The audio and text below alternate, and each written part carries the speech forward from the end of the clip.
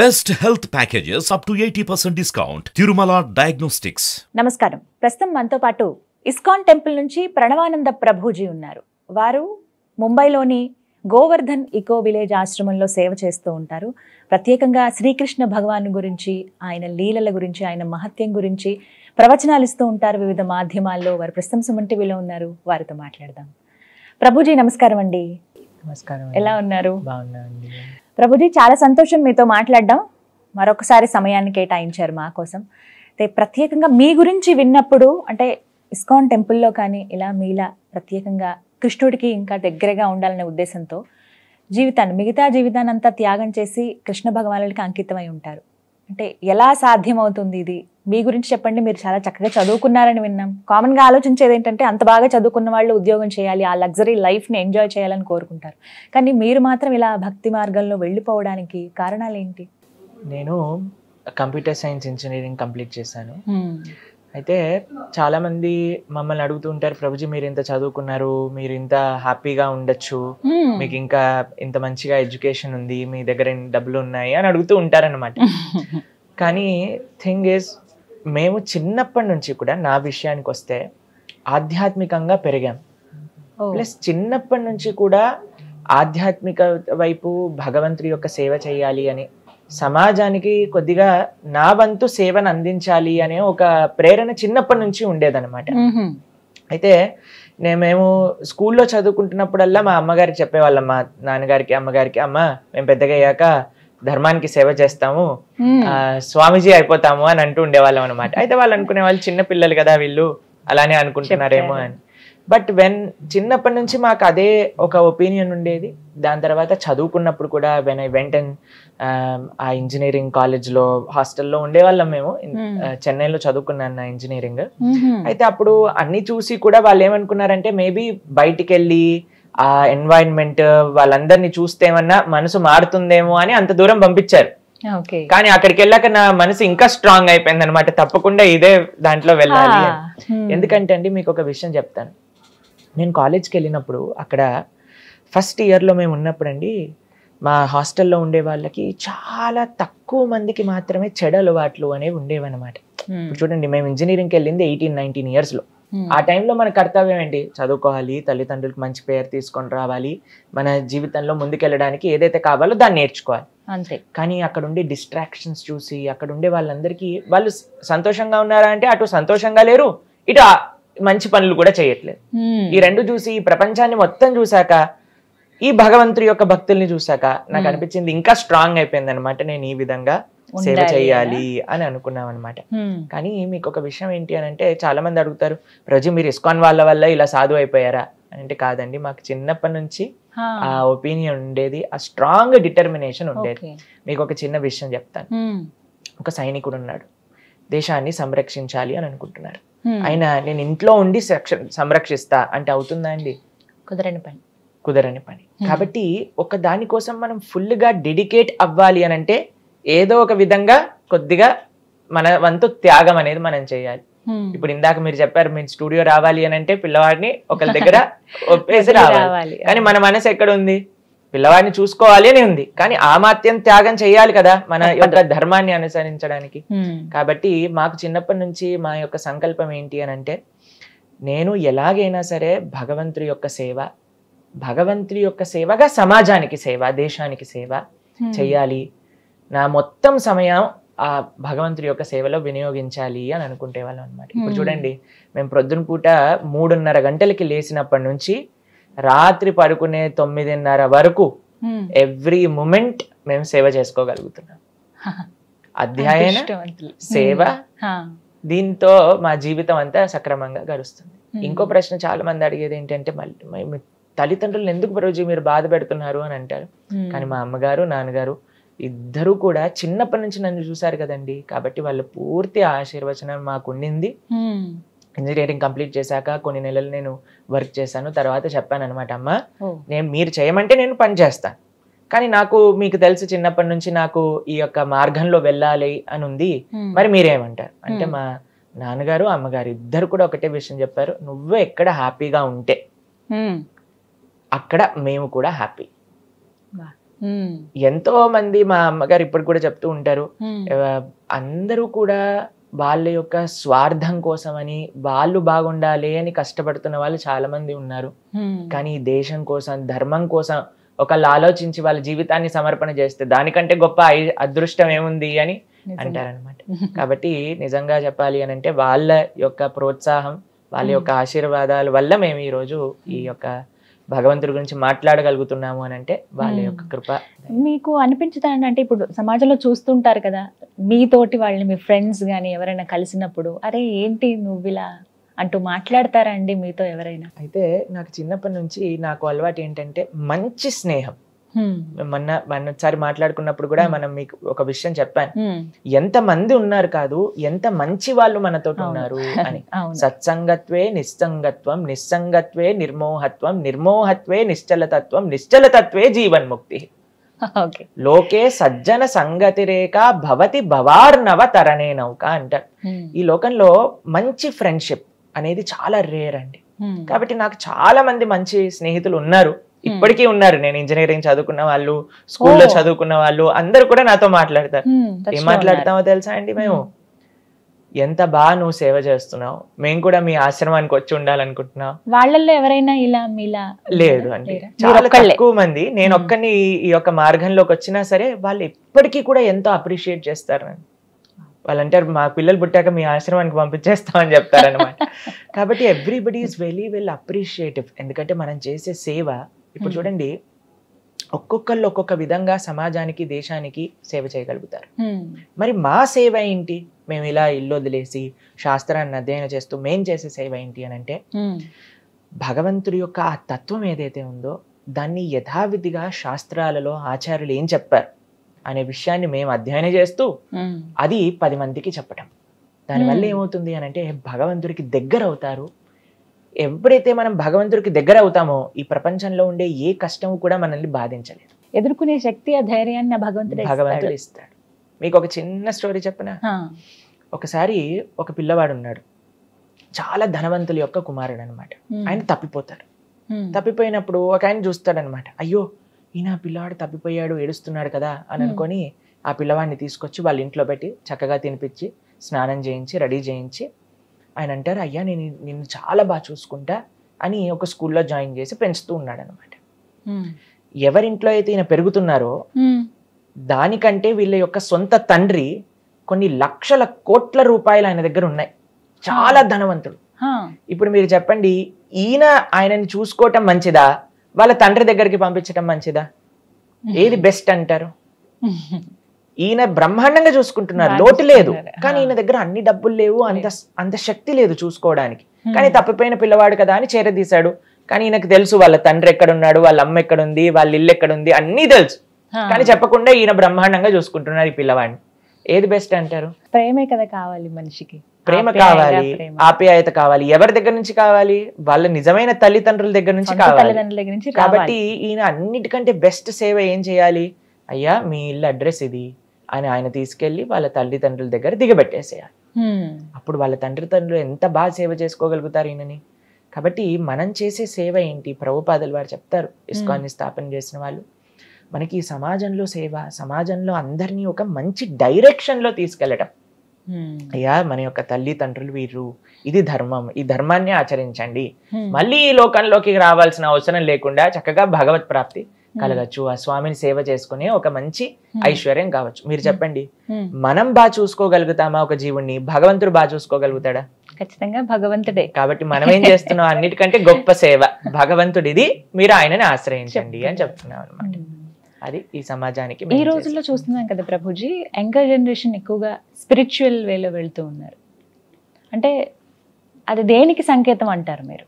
ఒకటి ఆధ్యాత్మికత వైపు అడుగులేస్తున్నారు అని అంటే ఈ భౌతిక విషయాలలో ఆనందం లేదు అని తెలుసుకుంటున్న వాళ్ళే ఆధ్యాత్మిక వైపు అడుగులు వేయగలుగుతారన్నమాట. ఇది చాలా సత్యం. మా జీవితంలో చాలా మందిని చూసాం కదా. ఎందుకంటే ఇది నాకు కావాలి, ఇది నాకు కావాలి, ఇది నాకు కావాలి అని ప్రయత్నిస్తూ ఉంటారు. చివరికి దాంట్లో నుంచి ఏం ఆనందం అనేది లభించదు. అప్పుడు వాళ్ళు అనుకుంటారు దీనికంటే ఏదో ఉంది ఈ ప్రపంచంలో. లేదా ఎవరైనా భక్తుల్ని చూసారనుకోండి, వీళ్ళు ఎందుకు ఇంత ఆనందంగా ఉన్నారు? భక్తుల దగ్గర చాలాసార్లు అంత ఐశ్వర్యం కానీ అంత భౌతికంగా ఉండే ఫెసిలిటీస్ ఉండకపోవచ్చు, అవును. కానీ బ్రహ్మాండంగా హాయిగా ఉంటారన్నమాట. కొంతమంది వాదన ఉంటుంది ప్రభుజీ, లైఫ్ అంటే ఎంజాయ్ చేయడానికి, మళ్ళీ మళ్ళీ మనకి లైఫ్ రాదు, ఉన్నది ఒకటే జిందగీ, ఎంజాయ్ చేయాలి, ఇప్పుడున్న పరిస్థితి మనం ఎలా ఉన్నాం అలా హ్యాపీగా గడపాలి, మన ఫ్రెండ్స్తో ఫ్యామిలీతో మనం అనుకున్నది చేసేయాలి అంతే, ఇదే కదా లైఫ్ అంటే అంటారు కొంతమంది. మరి వారికి మీరు ఇచ్చే సమాధానం? ఈ ప్రపంచంలో జస్ట్ డూ ఇట్ అని అంటారనమాట. Don't think, just do it అని అందరూ కూడా అంటూ ఉంటారు. కానీ మీకు ఒక విషయం చెప్తానండి, మన శాస్త్రం చెప్తుంది మనం ప్రతి విషయాన్ని కూడా దుర్లభో మానుషో దేహో తదపి దుర్లభమర్థదం మనుష్యత్వం ముముక్షత్వం వైకుంఠ ప్రియ దర్శనం. 84 లక్షల జీవరాశులలో అన్నిటికంటే దుర్లభమైనది మానవ జన్మ. ఇప్పుడు చూడండి, మనం ఎన్నో ప్రాణులను చూస్తూ ఉంటాం ప్రతి నిత్యము కూడా. ఏ ప్రాణి అయినా ఇలా కూర్చొని కృష్ణుడు అంటే ఏంటండి, భగవద్గీత అంటే ఏంటండి అని అడిగే జ్ఞానం ఉంటుందా చెప్పండి? లేదు. ఆహార నిద్ర భయ మైథునం చ సామాన్యయేతత్ పశుభిర్నరాణ. ఆహారం అంటే తినటం, నిద్ర పడుకోవటం, భయ అని అంటే ఒకరినొకరు డిఫెండ్ చేసుకుంటూ కాపాడుకోవటం, మైథున అని అంటే పిల్లల్ని కనటం. ఇది అందరూ కూడా చేసే పనే కదండి, మానవుడు కాదండి, ప్రతి జీవుడు కూడా అదే పని చేస్తున్నాడు. ఏ పశువుని చూసినా సరే అదే పని చేస్తుంది.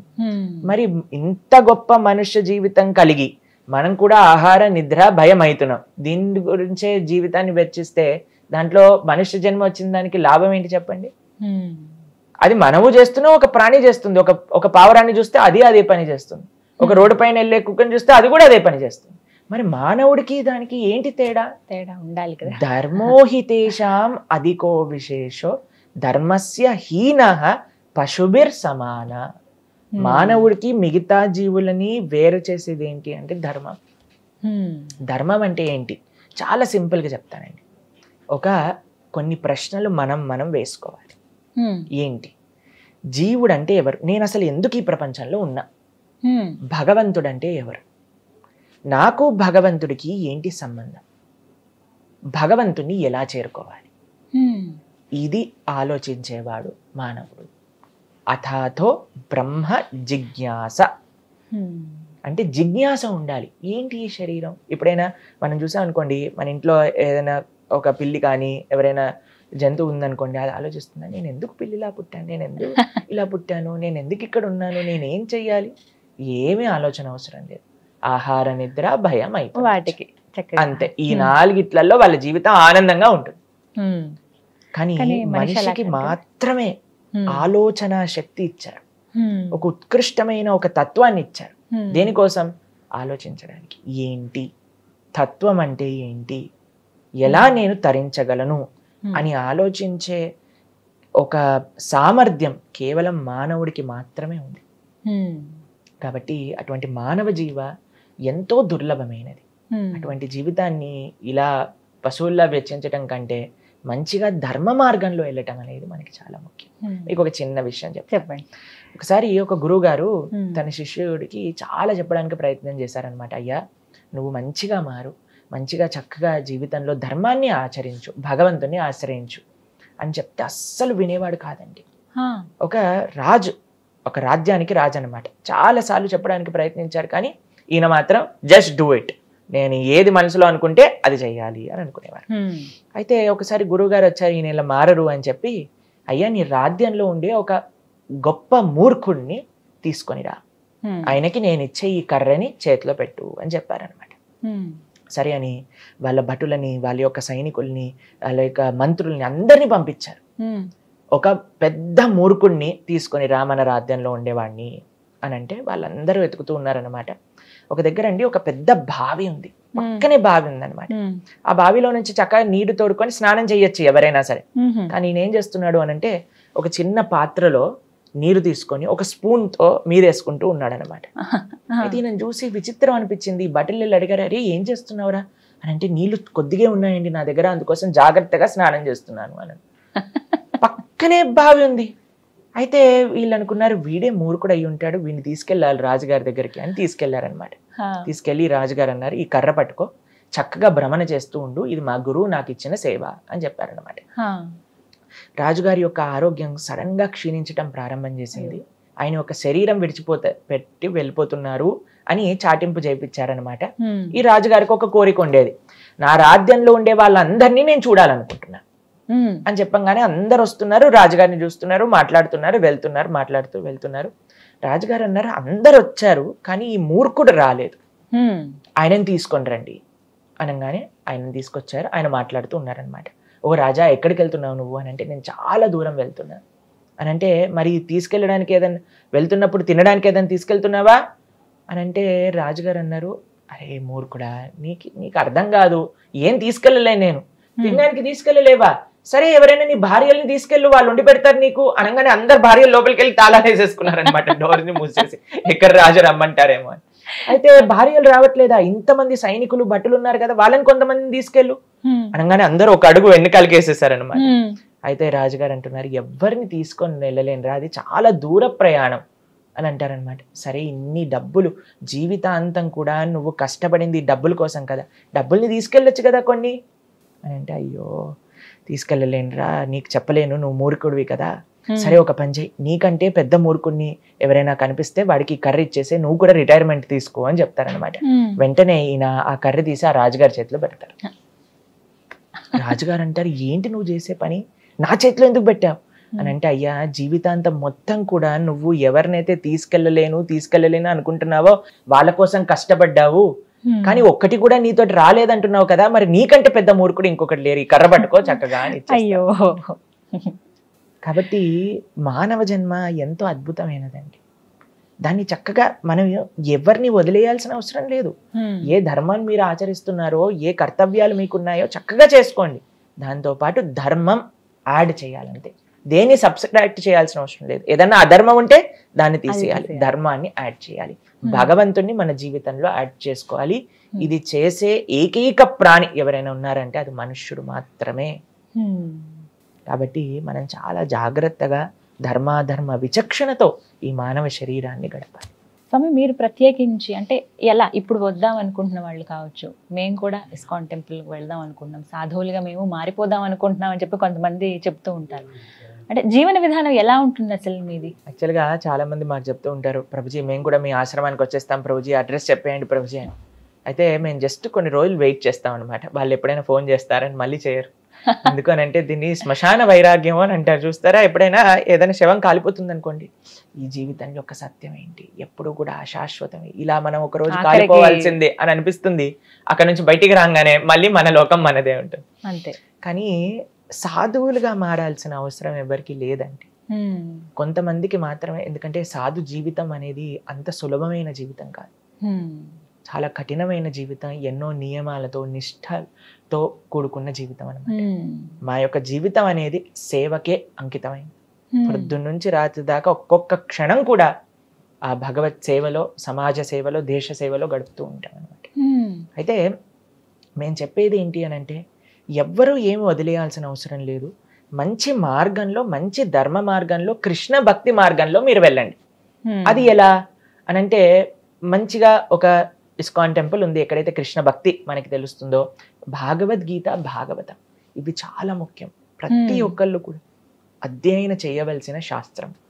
మనకండి ధర్మం ఎలా వస్తుంది అని అంటే, ఏదో ఒక చిన్న పూజ చేయటం చేతో, వ్రతం చేయటం చేతో మనం భగవంతుడికి దగ్గర అవుతామా అని అంటే ప్రశ్నార్థకమే. మరి ఎలా భగవంతుడికి దగ్గర అయ్యేది అని అంటే, ప్రహ్లాదుడు చెప్తాడు, శ్రవణం కీర్తనం విష్ణోహో స్మరణం పాదసేవనం అర్చనం వందనం దాస్యం సాఖ్యం ఆత్మ నివేదనం. మొట్టమొదటి అడుగు మీరు అన్నారు కదా, మాకు కూడా భగవంతుని తెలుసుకోవాలంది అని అనడానికి మొట్టమొదటి అడుగు ఏంటి అని అంటే, భగవంతుడి గురించి వినటం. ఏం వినాలి కృష్ణుడి గురించి తెలుసుకోవాలి అని అంటే, గీత, భాగవత, రామాయణాలు వినాలి. అందుకే మన పెద్దలు కూడా అండి, మీరు ఎక్కడైనా మీరు చూసారనుకోండి, భాగవత సప్తాహము అని చేస్తూ ఉంటారు. మన పెద్దలకి తెలుసు ఏ పుస్తకం మనల్ని ఉద్ధరింపజేయగలుగుతుంది, ఏ పుస్తకం మనల్ని భగవంతుడి దగ్గరికి తీసుకెళ్ళగలుగుతుంది అనేది దాన్ని ఇలా ఈ యొక్క భాగవత సప్తాహ రూపంలో అందించేశారనమాట. మనం ఎక్కడ చూసినా, ఏ గ్రామానికి వెళ్ళినా సరే అక్కడ భాగవత సప్తాహం జరుగుతుంది, రామాయణ నవాహం జరుగుతుంది అనమాట. ఈ రెండూ కూడా మానవుడికి చాలా దగ్గరగా ఉండి మనల్ని మన స్థాయి నుంచి భగవంతుడి దగ్గరికి తీసుకెళ్లే పుస్తకాలు అనమాట. కాబట్టి మనం కృష్ణుడికి దగ్గర అవ్వాలి అని అనుకుంటే ముందుగా చేయాల్సింది శ్రవణం. దాంతో పాటు చేయాల్సింది భగవంతుడి యొక్క నామ జపం. అటువంటి నామాన్ని మనం కీర్తన చేస్తూ అలా ఒక్కొక్క మెడుగు ముందు వేసుకుంటూ భగవంతుడి దగ్గరికి తెచ్చుకోవచ్చు. మీ జీవన విధానం స్వామి ఎలా ఉంటుంది? అయితే మా యొక్క జనరల్ స్కెడ్యూల్ మీకు చెప్తే మార్నింగ్ పూట 3:30 కల్లా మేము నిద్రలేస్తాం అన్నమాట. 3:30 ఎవ్రీడే నియమంగా మా ఆశ్రమంలో అందరూ కూడా 3:30 కల్లా నిద్రలేసి దాని తర్వాత మాకు స్నానాది కార్యములన్నీ కూడా తీసుకొని 4 గంటలకి మా ఆలయంలో ఫస్ట్ ఆరతి జరుగుతుంది భగవంతుడికి.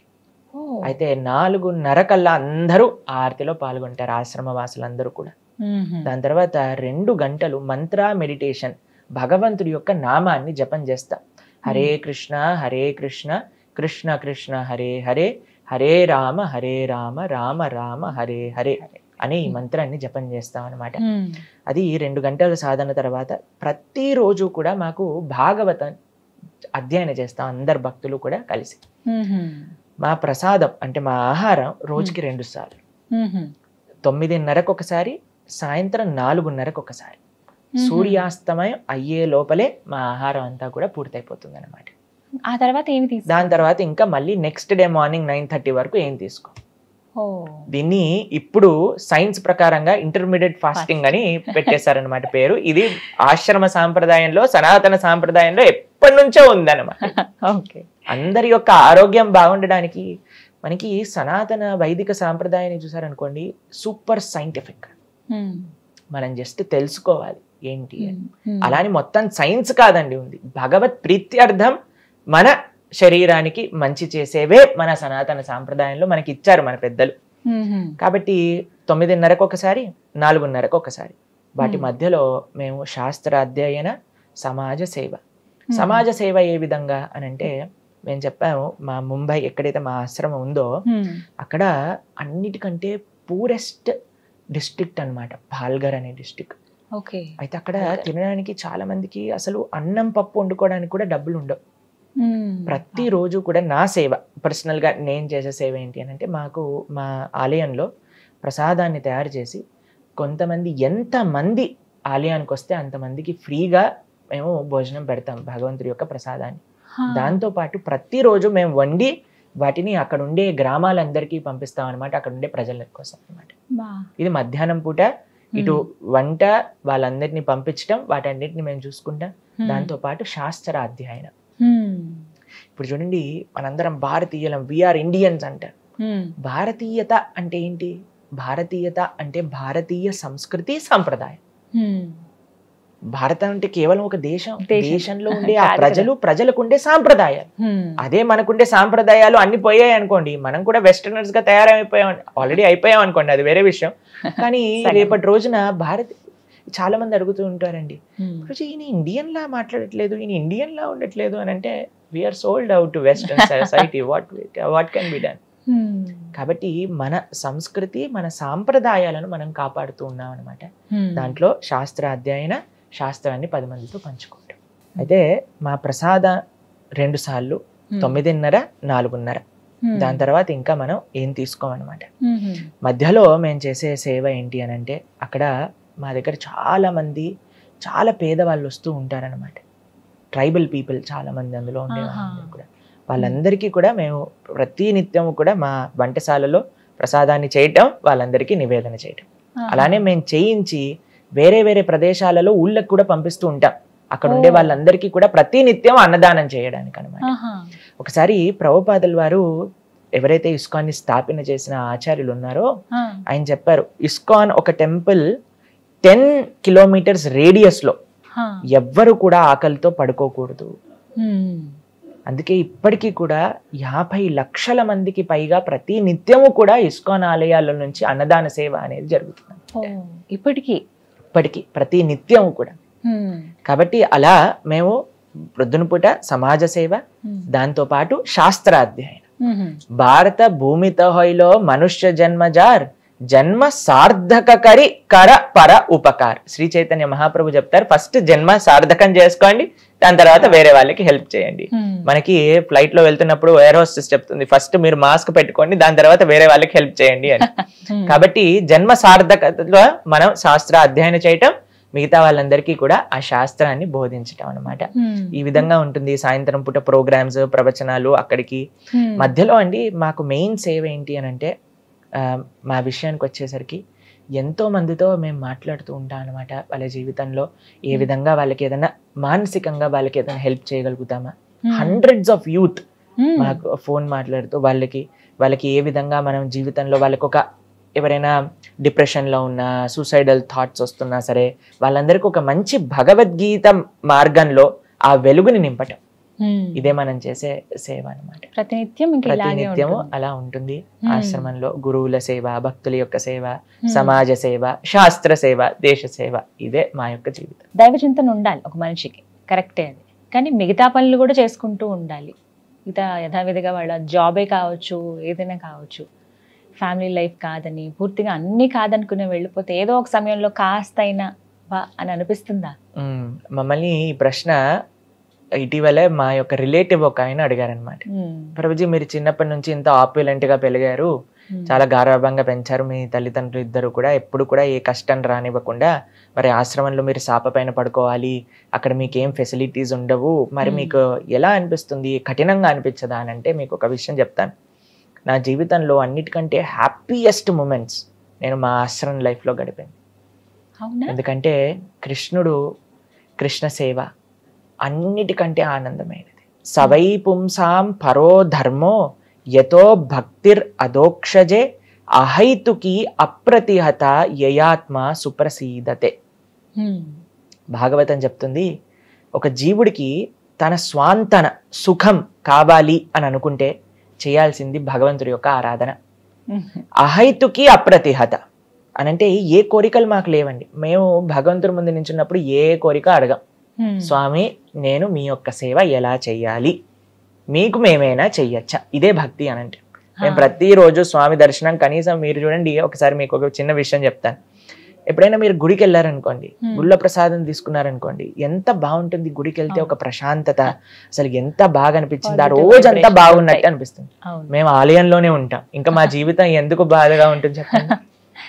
Krishna is most exciting. ఆయన ప్రతి లీలా అంత ఎక్సైటింగ్, ఆయన సేవ అంత ఎక్సైటింగ్ కాబట్టి మాకు ప్రతి నిత్యం కూడా ఒక్కొక్క క్షణం ఇలానే ఎప్పటికీ ఉండిపోవాలి అని అనిపిస్తుంది. కానీ ఎప్పుడు కూడా డల్గా అనిపించదు. అయ్యో ఇదేనా, ఈ మంత్రమైనా. ఇప్పుడు చూడండి, ప్రపంచంలో ఏ భౌతిక విషయమైనా సరే ఒక రోజు దాటింది అని అంటే దానిపైన, ఇప్పుడు మీకు న్యూస్ పేపర్ ఇచ్చాను, ఓ నిన్నటిదా అని పక్కన పెట్టేస్తాం. కానీ శ్రీమద్ భాగవతం 5000 సంవత్సరాల నుంచి అలా అధ్యయనం చేస్తూ ఉన్నారు. ఇప్పటికీ అధ్యయనం చేస్తారు. యుగ యుగాల పర్యంతము కూడా భాగవతాన్ని అధ్యయనం చేస్తారు. ఎందుకు అనంటే ఆ కృష్ణుడు అనే తత్వం, కృష్ణుడి యొక్క ఆ లీల, కృష్ణుడి యొక్క వైభవం అనేది ఎటర్నల్. ఆయన యొక్క స్వీట్నెస్ అనేది తగ్గదు, పెరుగుతూ ఉంటుంది. కాబట్టి ఆయన దగ్గర ఉన్న మేము, ఆయన సేవ చేస్తున్న మాకు ఎప్పుడు కూడా మాకు బోరింగ్గా అనిపించదు, బాధ వేయదు, ఆనందంగా ఉంటాం మేము మా సేవలో. ఇంకో చిన్న విషయం మీరు అడిగారు, అన్నిటినీ చూసుకోవాలి, ఎక్స్క్లూజివ్ గా అన్నిటినీ వదిలేసి కృష్ణుడిని ఆశ్రయించాల్సిన అవసరం ఏముంది అని అన్నారు మీరు చూడండి, ఏ జీవుడైనా సరే, ఎవ్వరమైనా సరే, జీవేర స్వరూపహోయ్ కృష్ణేర నిత్యదాస్. మనము వీఆర్ ఎ స్పిరిచువల్ బీయింగ్. ఆత్మ ఆధ్యాత్మికం. మనం ఒక ఆధ్యాత్మిక జర్నీలో ఈ భౌతిక ప్రపంచంలో ఉండేవి స్వీకరిస్తూ మనం భగవంతుడి దగ్గరికి ప్రయాణం చేయాలి. మీకు ఒక చిన్న ఎగ్జాంపుల్ చెప్తాను. పూణే నుంచి ఎప్పుడైనా మీరు ముంబై వెళ్తున్నారనుకోండి, కర్జత్, లోనావాలా అని చిన్న చిన్న ప్లేసెస్ వస్తాయన్నమాట. అయితే ఇక్కడ చిక్కీ ఫేమస్, కొన్ని చోట్ల అవి ఫేమస్ అని ఏం చేస్తుంటారంటే, ఆ స్టేషన్ లాగినప్పుడు జనాలు బయటికి వెళ్ళి వెంటనే అది కొనుక్కొని ట్రైన్ ఎక్కేస్తారు. ట్రైన్ ఎక్కడికి వెళ్ళాలి? ముంబైకి వెళ్ళాలి. అవునా? కావాల్సినవి ఏంటి? ఏవో కొనుక్కోవాల్సిన సామాన్లు కావాలి, ట్రైన్ దిగి ఎక్కి మళ్ళీ వెళ్తూ ఉంటాం. మన యొక్క ఈ మానవ జన్మ యొక్క డెస్టినేషన్ ఏంటి అని అంటే భగవంతుడు. ఆ భగవంతుడి దగ్గరికి వెళ్తున్న మన జీవితంలో మనకి ఏవి భౌతిక సదుపాయాలు కావాలో వాటిని సమకూరుస్తూ భగవంతుడి దగ్గరికి వెళ్ళాలి. కానీ మన జీవితమే భౌతిక సదుపాయాల కోసం కాదు. భౌతిక సదుపాయాలు అప్పుడప్పుడు, ఓ ఈ రోజు ఈ పూజ వచ్చింది, ఈ పూజ చేసేసా, తర్వాత ఆ వ్రతం వచ్చింది, ఆ వ్రతం చేసేసా, దాని తర్వాత ఆ పండుగ వచ్చింది, ఆ పండుగ చేసేసా. కానీ నా జీవితం ఎక్కడికి వెళ్తుంది అని అంటే ఒక భౌతికత వైపు, నా కోరికలు, నా స్వార్థం వైపు వెళ్ళింది అనుకోండి, దానికి అంటే you are taking a wrong destination. కాబట్టి we are spiritual beings in the material world. ఇది మనం అర్థం చేసుకోవాలి. మనం ఆధ్యాత్మికం, మన ప్రయాణం ఆధ్యాత్మికం, మన డెస్టినేషన్ కృష్ణుడు. ఆయన దగ్గరికి వెళ్ళే మార్గంలో చిన్న చిన్నవి మనం సమకూర్చుకుంటూ వెళ్తూ ఉండాలన్నమాట. ఇది ప్రభుజీ, శ్రీకృష్ణుడి గురించి ఇంకా తెలియని రహస్యాలు, విషయాలు చాలా ఉన్నాయి అని చెప్తూ ఉంటారు. కొన్ని ఇప్పటికీ సందిగ్ధంలో ఉండిపోయినవి కూడా ఉన్నాయి. అందులో భాగంగా ఒకసారి జగన్నాథుడి గురించి మాట్లాడుకుందాం. పూరి జగన్నాథుడు రథయాత్ర ఎంత వైభవంగా జరుగుతుందో ఆ కార్యక్రమాలన్నీ కూడాను. అయితే ప్రత్యేకంగా చెప్తూ ఉంటారు, శ్రీకృష్ణ భగవానుడి గుండె ఇప్పటికీ పూరి జగన్నాథ్లో ఉండిపోయింది, ఉంటుంది అని అంటూ ఉంటారు. ఇది ఎంతవరకు నిజమండి? అయితే పూరి క్షేత్రం గురించి మనం కొద్దిగా తెలుసుకుందాం. అసలు ఎలా ఆ జగన్నాథ, బలదేవ, సుభద్ర యొక్క విగ్రహాలు అక్కడ ప్రతిష్టాపనయ్యాయి. మనకి ఇంద్రద్యుమ్న అనే ఒక మహారాజు గారు ఉండేవారు అనమాట. ఆయనకి ఒక కోరిక ఉండేది, స్వామిని నేను చూడాలి, ఆ భగవంతుని దర్శనం చేసుకోవాలి. అయితే ఆ రాజ్యంలో ఉండే ప్రజలందరికీ కూడా ఒక చాటింపు వేయించారు, ఎవరైనా ప్రత్యక్షంగా భగవంతుని చూసిన వాళ్ళు ఉంటే మాకు చెప్పండి, వాళ్ళని మేము చక్కగా సత్కరించి ఆ ప్రదేశంలో మేము కూడా భగవంతుని దర్శనం చేసుకుంటాము అని అన్నారనమాట.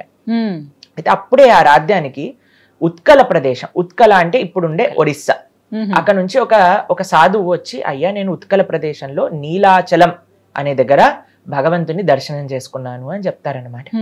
అయితే సరే అని ఈయన తన యొక్క మంత్రుల్ని ఇచ్చి పంపిస్తారు, ఆ ఉత్కల ప్రదేశంలో ఎక్కడున్నారో ఈ స్వామిని ఎతికి చూపించండి అనేసరికి అక్కడ ఒక అద్భుతమైన మంత్రి అనమాట.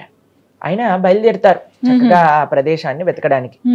వెళ్ళి ఈ ఉత్కల ప్రదేశం ఎక్కడ, ఈ శబర జాతికి సంబంధించిన వాళ్ళు ఆ స్వామిని ఆరాధన చేస్తూ ఉన్నారనమాట. విద్యాపతి అనే ఈయన బయలుదేరారు ఎతకడానికి.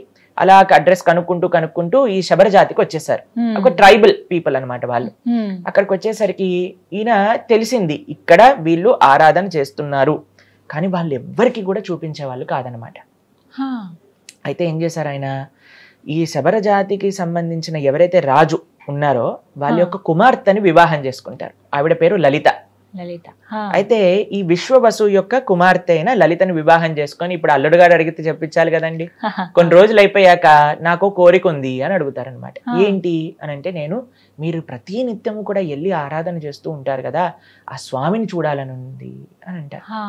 అయితే సరే అని తప్పకుండా తీసుకెళ్తాను, కానీ ఎక్కడికి వెళ్తున్నానో ఆ ప్రదేశాన్ని మాత్రం మీకు చూపించాను అని ఏం చేస్తారంటే కళ్ళకి గంతులు కట్టేస్తారు. విద్యాపతికి గంతులు కట్టేసి తీసుకెళ్ళిపోతారు. అయితే ఈయన ఏం చేస్తాడంటే చాలా తెలివిగా ఒక ఆవాలు ఒక చిన్న సంచిలో కట్టుకొని దానికి చిన్న హోల్ పెడతారనమాట. పెట్టేసరికి ఆ ఆవాలు ఇలా సంచిలో ఇలా నడుముకి పెట్టుకుంటారు. ఒక్కొక్క ఆవాలు ఇలా పడిపోతూ ఉన్నాయన్నమాట. వాళ్ళ వే అంతా కూడా మార్గం అంతా వెళ్ళేసరికి అక్కడికి వెళ్తారు, చక్కగా దర్శనం చేసుకుంటారు. అద్భుతమైన దర్శనం కలుగుతుంది. నీల మాధవ రూపంలో భగవంతుడు అక్కడ ఉన్నారు. ఈ శబర జాతికి సంబంధించిన వాళ్ళందరూ కూడా స్వామిని ఆరాధన చేస్తూ ఉన్నారు. అక్కడ చూస్తారు, ఆయన ఒక పక్షి ఇలా అని వచ్చి అక్కడ ఉండే కుండం లోపలికి వెళ్ళి ఇలా మునిగింది. వెంటనే వైకుంఠ స్వరూపంలో చతుర్భుజ రూపాలు తీసుకొని వైకుంఠానికి వెళ్ళిపోతుంది అనమాట ఆ యొక్క పక్షి. అంత అద్భుతమైన ప్రదేశం అక్కడ. చూసేసరికి చాలా ఆనందిస్తారు. మా రాజుగారికి చెప్పాలి అని వెంటనే బయలుదేరి ఇంద్రద్యుమ్న మహారాజు గారికి చెప్తారు. చెప్తే మరి దారి ఎలా తెలియదు కదా అనేసరికి అప్పటికి ఈ ఆవాల నుంచి అన్ని చెట్లు వచ్చేస్తాయి, చిన్న మొలకలు వచ్చేసాయి అనమాట. అయితే ఇంద్రద్యుమ్న మహారాజు గారిని పట్టుకొని ఈ విద్యాపతి అక్కడి నుంచి తీసుకొని వెళ్ళేసరికి అక్కడ ఆ దర్శనం అనేది కలగదు. ఆ స్వామి అక్కడి నుంచి అంతర్ధానం అయిపోతారనమాట. ఇక్కడ విశ్వవసు బాధపడతారు, ఇంద్రద్యుమ్న మహారాజు కూడా చాలా బాధపడతారు. ఏంటి, ఏం జరిగింది, ఎందుకు ఇలా స్వామి దర్శనం అంతర్ధానం అయిపోయింది అనగానే స్వామి ఇలా కళ్ళలో కనిపించి, అయ్యా నేను ఇంకొక అద్భుతమైన రూపంలో ఈ ప్రజలందరికీ కూడా దర్శనం ఇవ్వాలి అని అనుకుంటున్నా, కాబట్టి మీరు ఆయన ఒక యజ్ఞాన్ని చేస్తారనమాట. అందులో కనిపించి స్వామి చెప్తారు, ఒక పెద్ద చెక్క ముక్క ఇలా నీళ్ళల్లో ఆ సముద్రంలో వస్తుంది మీ దగ్గరికి, దానితో మీరు విగ్రహాలు చేయించండి అని చెప్తారనమాట. సరే అని ఇంద్రద్యుమ్న మహారాజు గారు దీన్ని తీసుకొచ్చి, కొన్ని రోజులకి భగవంతుడు చెప్పిన విధంగానే వచ్చేసింది. దాన్ని తీసుకొని చూసేసరికి ఎవరు చెక్కుతారు ఇక్కడ నుంచి విగ్రహాలు అనే లోపల విశ్వకర్మ ఒక చాలా వృద్ధ బ్రాహ్మణుడి యొక్క రూపంలో వస్తాడనమాట. వచ్చి, అయ్యా నేను చక్కగా చెక్కి పెడతాను, కానీ నేను బయటకు వచ్చేంత వరకు మీరు రాకూడదు అని చెప్తారు. ఈ కండిషన్తో లోపలికి వెళ్ళిపోతారు. గుండీచ అని అంటే ఈ యొక్క ఇంద్రద్యుమ్న మహారాజు గారి యొక్క భార్య. ఆవిడికి కొన్ని రోజులు అయ్యాక డౌట్ వచ్చింది, ఏంటి ముసలాయన లోపలికి వెళ్ళాడు, అసలు చెక్కుతున్నప్పుడు టక్ టక్ సౌండ్ అయినా రావాలి కదండి, ఏమీ వినిపించట్లేదు అని వెళ్ళి ఆ డోర్ దగ్గరికి వెళ్ళి చూసేసరికి అసలు ప్రశాంతంగా అసలు ఇంత వాయిస్ కూడా లేదనమాట. అయితే ఆవిడ అనుకుంది ఈయన చనిపోయాడేమో, ఏమైందో తెలియదు, కాబట్టి మనం విగ్రహాలని చూడాలి అని అంటే ఎలాగైనా సరే దీన్ని ఓపెన్ చేయాలి అని డోర్ ఓపెన్ చేయించేసాను. అయ్యో, ఓపెన్ చేయించేసరికి అక్కడ జగన్నాథుడు, బలభద్ర, సుభద్ర ఇన్కంప్లీట్ విగ్రహాలుగా మనకు కనిపిస్తున్నాయి, కానీ అలానే ఉండిపోయాయి అన్నమాట. అయితే ఇంద్రద్యుమ్న మహారాజు గారికి చాలా బాధేస్తుంది, అదేంటబ్బా ఇలా ఉండిపోయారు జగన్నాథుడు అనేసరికి జగన్నాథుడు సాక్షాత్తుగా కృష్ణుడు తన కలలో కనిపించి, ఈ విధంగానే నేను ఇక్కడ పూరి క్షేత్రంలో చక్కగా ఆరాధన చేసుకోవాలి అనుకుంటున్నాను. మీరు అడిగారు కదా కృష్ణుడు గుండె ఉందా అని, కృష్ణుడు గుండె కాదండి, సాక్షాత్తుగా కృష్ణుడే జగన్నాథుడిలా ఉన్నాడు అక్కడ. భగవంతుడికి భగవంతుడి యొక్క విగ్రహానికి తేడా లేదు. చాలా మంది ప్రశ్నిస్తూ ఉంటారు, సనాతన ధర్మంలో విగ్రహారాధన లేదు. మీరు చూడండి, భగవంతుడే వచ్చి నా విగ్రహాలని చేయించింది అని చెప్తున్నారు. కాబట్టి మనం స్వామి యొక్క శ్రీ విగ్రహాన్ని ఆరాధన చేస్తుంటే అది సాక్షాత్తుగా భగవంతుణ్ణి ఆరాధన చేసినట్టే. మన సనాతన వైదిక సంస్కృతిలో ఎన్నో ప్రమాణాలు ఉన్నాయి మనకి విగ్రహారాధన అన్నిటికంటే శ్రేష్టమైన మార్గము అని చెప్పడానికి.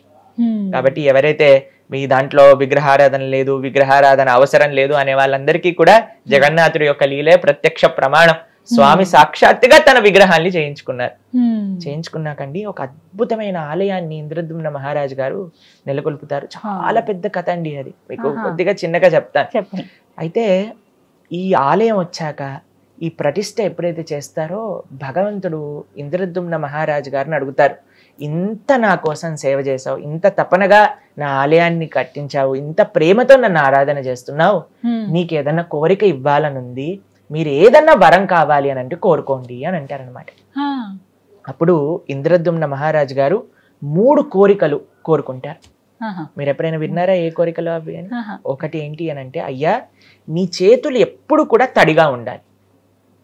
అంటే ఏంటో తెలుసా, ఎప్పుడు కూడా తింటూ ఉండాలన్నమాట, భోజనం చేస్తూ ఉండాలి, స్వామి ప్రసాదాన్ని నైవేద్యాన్ని స్వీకరిస్తూ ఉండాలి. స్వీకరించి చేతులు కడుగుతారు కదండి, చేతులు కడుక్కోగానే ఇంకో నైవేద్యం రావాల్సిందే అక్కడికి ఇంకొకటి.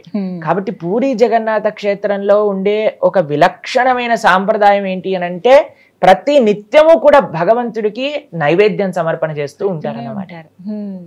పూరికి ఎంత మంది వెళ్తే అంత మందికి భగవంతుడి యొక్క మహాప్రసాదం అనేది లభిస్తూ ఉంటుంది. కొత్త మట్టి కుండల్లో స్వామికి చేస్తూ ఉంటారనమాట నైవేద్యం. ఎంతో వేల మంది సేవకులు కేవలం భగవంతుడి యొక్క నైవేద్యాన్ని ఉండడానికి అక్కడ సేవ చేస్తూ ఉంటారు. ఎంతో బాగుంటుందండి. పూరికి వెళ్ళి మీరు చూసారనుకోండి, అసలు ఆ వంటశాల, ఆ వంట గది లోపలికి వెళ్ళనివ్వరు, బయట నుంచి చూస్తే కట్టెల పొయ్యి మీద కొత్త కొత్త కుండలతో వాళ్ళందరూ కూడా తయారు చేస్తారు. అక్కడ ఒక పెద్ద బావి ఉంటుంది, ఆ బావిలో నుంచి నీళ్లు తీసుకొచ్చి వంటింట్లో అందించటము కొన్ని తరతరాలుగా చేస్తున్నారనమాట వాళ్ళ యొక్క వంశీకుల సేవ. కొన్ని వేల మంది పూరి ఆలయంలో సేవ చేస్తూ ఉంటారు. ప్రతి నిత్యము కూడా భగవంతుడికి ఈ విధంగా నైవేద్యాలు అనేవి సమర్పణ అవుతుంది. అవందరినీ కూడా భక్తులకి పంచిపెడుతూ ఉంటారనమాట. ఇది మొట్టమొదటి కోరిక. రెండో కోరిక ఏంటి అని అంటే, అయ్యా నీ దర్శనం ఎప్పుడు కూడా భక్తులకి అవుతూ ఉండాలి. కాబట్టి పూరి క్షేత్రంలో జగన్నాథుడు చాలా కొద్దిసేపు మాత్రమే నిద్రపోతారు. మామూలు సమయంలో ఎప్పుడు కూడా దర్శనం. మీకు విషయం తెలుసా, అక్కడ విచిత్రం ఏంటి అని అంటే, స్వామికి అలంకరణ చేసేటప్పుడు కూడా భక్తులు దర్శనం చేస్తూ ఉంటారనమాట. స్వామికి అలంకరణ తీసేసి నెక్స్ట్ అలంకరణ వేస్తూ ఉంటారు, అయినా సరే భక్తులు దర్శనం చేసుకుంటూ ఉంటారు. జనరల్ గా ఆలయంలో మనం చూసాం అనుకోండి, అలంకరణ అయిపోయాక కర్టెన్లు తీసి దర్శనం ఉంటుంది, కానీ పూరిలో ప్రతి నిత్యము దర్శనమే అనమాట. మూడో కోరిక ఏంటో తెలుసా అండి, నాకెప్పుడు కూడా పిల్లలు పుట్టకూడదు.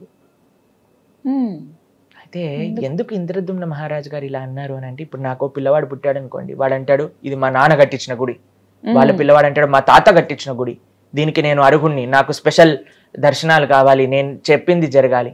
అయ్యా ఇది నీ గుడి, నీ భక్తుల గుడి, నీకు నీ భక్తులకి ఎవ్వరు మధ్యలో రాకూడదు, చక్కగా వాళ్ళందరూ నేను సేవ చేసుకోవాలి, కాబట్టి నా అనేవాడు ఉండాల్సిన అవసరం లేదు అని అన్నారండి ఇంద్రద్యుమ్న మహారాజు. ఇప్పుడు చూడండి, అంత భగవంతుడు వచ్చి మీ కోరికలు నెరవేరుస్తా అని అన్నప్పుడు ఇంద్రద్యుమ్న మహారాజు తన కోసం తానేమన్నా అడిగాడా అండి? అయ్యా నువ్వు బాగుండాలి, నువ్వు బాగా తినాలి, నువ్వు నీ భక్తులకి మంచిగా కృప చూపించాలి, నా అనేది ఉండకూడదు. నువ్వు నీ భక్తులు ఇద్దరు కూడా చక్కగా మీ పైన ప్రేమ వాళ్ళు చూపిస్తారు, వాళ్ళ పైన ప్రేమ నువ్వు చూపించు. ఇది నిజమైన భక్తి అని అంటే, జగన్నాథపురిలో ఉంది సాక్షాత్తుగా కృష్ణుడు, సాక్షాత్తుగా బలరాముడు, సాక్షాత్తుగా సుభద్ర. నీలాచల నివాసాయ నిత్యాయ పరమాత్మనే బలభద్ర సుభద్రాభ్యాం శ్రీ జగన్నాథాయ తే నమః. ఆ నీలాచలంలో ఉంది సాక్షాత్తుగా కృష్ణుడే. అయితే అక్కడ ఉండే సాంప్రదాయం, ఆ లోకల్ సాంప్రదాయం ప్రకారంగా నాభి బ్రహ్మ అని అంటారు. అది ఏంటో తత్వం ఇంకా అంత ఎవ్వరికి కూడా తెలియదు, అదొక రహస్యం. నాభి బ్రహ్మ అది జగన్నాథుడి లోపల నుంచి ఇంకొక విగ్రహం లోపలికి ట్రాన్స్ఫర్ చేస్తారు అనేది మనం చూస్తూ ఉంటాం. కానీ అది ఏంటి అనే విషయాలు మనకి అంత క్లారిటీగా తెలియదు అనమాట. ఇంకో విషయం ఏంటి అని అంటే, స్వామి యొక్క ఈ విచిత్రమైన లీలలు, ఈ విలక్షణమైన లీలలు ఎన్నో ఎన్నో ప్రదేశాల్లో ఉంటూ ఉంటాయి. కానీ జగన్నాథపురిలో ఉండే కృష్ణుడు, మనం ఆ నాభి బ్రహ్మ చేత కృష్ణుని జగన్నాథుని ఆరాధన చేయట్లేదు, జగన్నాథుడు కృష్ణుడు కాబట్టి ఆరాధన చేస్తున్నాం. ఆయన యొక్క మహిమలు, ఆయన యొక్క లీలలలో ఎన్నో రకాల రహస్యాలు, ఎన్నో లీలలు జగన్నాథపురిలో మనం వీక్షిస్తాం అనమాట. ఆ విగ్రహాలు కూడా ఎన్నో సంవత్సరాలకు ఒకసారి ఇలా మారుస్తారు కదండి. అవునండి. వాటి గురించి కూడా చాలా ఆసక్తిగా ఉంటాయి విన్నా కూడా. నిజమే, లీలలు చాలా భగవంతుడు ఉంటాయి. అక్కడ చెప్తారు ఏంటి అని అంటే, భగవంతుడికి నిజంగా మారాల్సిన అవసరం లేదు. ఒకసారి భగవంతుడి యొక్క విగ్రహాన్ని మనం ఆరాధన చేస్తున్నాం మనస్సుతో ఆవాహన చేసి అని అంటే, అక్కడ సాక్షాత్తుగా భగవంతుడు వచ్చి ఉన్నారు. ప్రాణ ప్రతిష్ఠ అని అంటారు, మీరు వినే ఉంటారు కదా. భగవంతుణ్ణి ఆ విగ్రహం లోపలికి ఆవాహన చేస్తాం అన్నమాట. చాలా మంది అంటారు, మీరు రాయిని పూజ చేస్తున్నారు. మేము రాయిని పూజ చేయట్లేదండి, రాయి లోపలిని భగవంతుని ఆహ్వాన చేసి. ఇప్పుడు చూడండి, ప్రేమ మీరు ఎవరి దగ్గరైనా ఉంది అని అనుకోండి, అయ్యా మీరు తప్పకుండా రావాలి మా దగ్గరికి అని అంటే మీరు వెళ్తారా లేదా? వెళ్తారా అండి? ఆహ్వానిస్తే ఖచ్చితంగా తప్పకుండా వెళ్తారు కదా. ప్రేమతో ఆహ్వానం చేస్తే తప్పకుండా వెళ్తారు కదా. మరి భగవంతుడు ప్రేమైక మూర్తి అన్నప్పుడు అంతటా ఉండే స్వామి ఆ రాయిలో ఎందుకు ఉండరండి? అయ్యా స్వామి నిన్ను ఈ విధంగా నేను ఆరాధన చెయ్యాలి అని అనుకుంటున్నప్పుడు మనం ప్రేమతో ఆహ్వానం చేస్తే ఎందుకు స్వామి రాడండి కదా. కాబట్టి మనం ఆరాధన, ఆ శ్రీ విగ్రహాన్ని యొక్క ఆరాధన అనేది తప్పనిసరిగా చేయాలి. అందులో భగవంతుడు సాక్షాత్తుగా ఉన్నాడు. కాబట్టి ఆ స్వామిని అక్కడ చూస్తే నవకలేవరం అనే ఒక ఉత్సవం చేత ఎప్పుడైతే అధిక ఆషాఢ మాసం వస్తుందో అప్పుడు మారుస్తారనమాట విగ్రహాల్ని. ఒక కొత్త విగ్రహాలని చేయించి అందులో నుంచి ఈ నాభి బ్రహ్మని ఇందులోపల పెట్టి మిగతా ప్రతిష్టా కార్యక్రమాలన్నీ కూడా చేసేసి ఈ పురాణ విగ్రహాలన్నింటినీ కూడా తీసుకెళ్లి అక్కడ ఒక ఆలయంలోనే ఒక దగ్గర ఉంటుంది, ఒక ప్రదేశం ఉంటుంది అనమాట. అందులోపల వాళ్ళు పూజ చేస్తారనమాట. ఇది అక్కడ పూరిలో ఒక లోకల్ సాంప్రదాయంగా నడుస్తూ ఉంటుంది. అయితే ఒకళ్ళ దగ్గర నుంచి నేను విన్నాను, ఒక భక్తుల దగ్గర నుంచి. ఆయన అంటారు, భగవంతుడు అంటున్నారు ఈ ప్రపంచంలో ఉండే వాళ్ళతో, అయ్యా సాక్షాత్తుగా భగవంతుడి యొక్క విగ్రహాన్ని అయినా నేనైనా సరే ఒక రోజు ఎక్స్పైరీ, ఒక రోజు అయిపోతాను, ఆ కొత్త విగ్రహం రావాల్సి వస్తుంది. కానీ ఈ ప్రపంచంలో ఉండే మనుషులు అనుకుంటారట నేను ఎప్పటికీ జీవిస్తాను, నాకు అప్పుడు ఎప్పుడు ఎండ్ రాదు అని అనుకోని వాళ్ళ జీవితంలో వాళ్ళ యొక్క ఆశల్ని, వాళ్ళ యొక్క కోరికల్ని వాళ్ళు నెరవేర్తిస్తూ వెళ్తూ ఉంటారు. ఇప్పుడు చూడండి ఎంత ఆశ్చర్యం అని అంటే, మనం ఉండే వాళ్ళందరూ కూడా పక్కన ఉండే వాళ్ళు పోతున్నారు అని మనం గమనించినా సరే నేను మాత్రం పోను, నాకు మాత్రం ఎండ్ లేదు అని అనుకుంటారు. అవును. కాబట్టి జనాలకు చూపిస్తూ ఉన్నారట భగవంతుడు ఈ లీల మాధ్యమంగా అని కూడా ఒకళ్ళు చెప్తూ ఉంటే నేను విన్నాను అనమాట. కాబట్టి జగన్నాథుడి యొక్క లీలలు అనంతం, అద్భుతం. కాబట్టి మీరందరూ కూడా తప్పకుండా జగన్నాథ క్షేత్రాన్ని దర్శించండి, ఆ స్వామి యొక్క కృపకు పాత్రలు కాయండి. రథయాత్ర సమయం కాకుండా ఇంకా స్పెషల్ డేస్ ఉంటాయా స్వామి పూరిలో? పూరిలో ప్రతి నిత్యం కూడా ఎన్నో ఉత్సవాలు జరుగుతూ ఉంటాయన్నమాట. రథయాత్ర, దాంతో పాటు స్నాన పూర్ణిమ అని చేస్తారనమాట. స్నాన పూర్ణిమ జగన్నాథుడి యొక్క బర్త్డే అని అంటారు. అయితే ఆ స్నాన పూర్ణిమ రోజు ఏం చేస్తారు అంటే, భగవంతుడికి ఎన్నో వందల కలశాలతో అభిషేకం చేస్తారు. దాని తర్వాత భగవంతుడికి జ్వరం వస్తుంది. ఎందుకంటే అన్ని స్నానం, చల్లటి నీళ్ళతో స్నానం చేసేసరికి వాళ్ళకి జ్వరం వస్తుంది అని చెప్పి 15 రోజులు దర్శనం ఉండదు అనమాట. అనవసర కాలము అని అంటారు. దాంట్లో ఇప్పుడు చూడండి, ఇక్కడ విద్యాపతి అనే మంత్రి గురించి మనం తెలుసుకున్నాం కదా. వాళ్ళ యొక్క పరంపర వాళ్ళందరూ కూడా భగవంతుడికి సేవ చేస్తూ ఉంటారు. విశ్వవసు అనే శబర జాతికి చెందిన వాళ్ళు కూడా భగవంతుడికి ఆలయంలో సేవ చేస్తూ ఉంటారనమాట. ఎప్పుడైతే ఈ అనవసరం అనే సమయం వస్తుందో అక్కడ ఈ శబర జాతికి సంబంధించిన వాళ్ళందరూ కూడా జగన్నాథుడికి ఆ ఆ అరణ్యంలో దొరికే మూలికలతో మెడిసిన్స్ తయారు చేసి ఆయనకి ఇస్తూ ఉంటారన్నమాట. అయితే అప్పటికి ఆ భగవంతుడికి జ్వరం వస్తుంది అని చెప్తారు. ఎన్నో అద్భుతమైన పదార్థాలను కలిపి స్వామికి ప్రతినిత్యం నివేదన చేస్తూ వాళ్ళు ఆ జ్వరాన్ని తగ్గిస్తూ ఉంటారనమాట. ఇది భగవంతుడు చేసే ఒక లీల, తన భక్తుల యొక్క సేవని బాగా స్వీకరించడానికి అనమాట. ఒక డాక్టర్కి చాలా డౌట్ వచ్చిందండి, నిజంగా జగన్నాథుడికి జ్వరం వస్తుందా, వీళ్ళు ఏం చెప్తున్నారు అని. అయితే ఆయన ఎప్పుడైతే ఇలా ఒక పండితుడు ముందు, ఆ పూజారి ముందు అన్నాడో ఆయనకు చాలా కోపం వచ్చేసింది అనమాట. చెయ్యి పట్టుకుని డాక్టర్ని డైరెక్ట్ గా టెంపుల్లో ఎప్పటికీ దర్శనం ఉండదు ఆ 15 రోజులు, అయినా సరే నన్ను పట్టుకొని తీసుకెళ్లిపోయారు. చెక్ చేయి మా జగన్నాథుడిని అని థర్మామీటర్ పెట్టంగానే థర్మామీటర్ టప్ అని పేలిపోయింది అనమాట అక్కడ. అప్పుడు వెంటనే ఈ డాక్టర్ సాష్టాంగ నమస్కారం చేసి జగన్నాథుడికి, అయ్యా నన్ను క్షమించండి, మీ పట్ల అపరాధం చేశాను అని ప్రార్థన చేసిన సంఘటన కూడా ఇటీవల జరిగిందనమాట.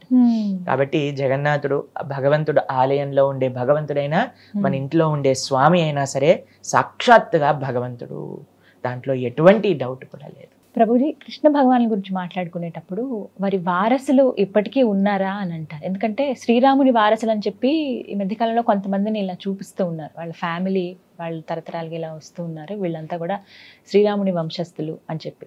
అలా శ్రీకృష్ణుని వంశస్థులు ఉన్నారా ఇప్పటికీ? ఉంటే ఎక్కడున్నారు? ఒకవేళ లేకపోతే ఎందుకు లేరు? మనకి కృష్ణుడి గురించి పరిపూర్ణంగా తెలుసుకోవాలి అని అంటే మనం చదవాల్సిన పుస్తకం శ్రీమద్ భాగవతం. శ్రీమద్ భాగవతంలో భగవంతుడి యొక్క అవతారం నుంచి భగవంతుడి యొక్క అవతార పరిసమాప్తి వరకు అంతా కూడా చక్కగా వివరించి ఉన్నారు శ్రీమద్ భాగవతంలో.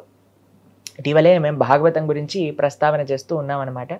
అందులో 9వ స్కందంలో చెప్తారు భగవంతుడి యొక్క చంద్రవంశం. రాముడు సూర్యవంశం, కృష్ణుడు చంద్రవంశం.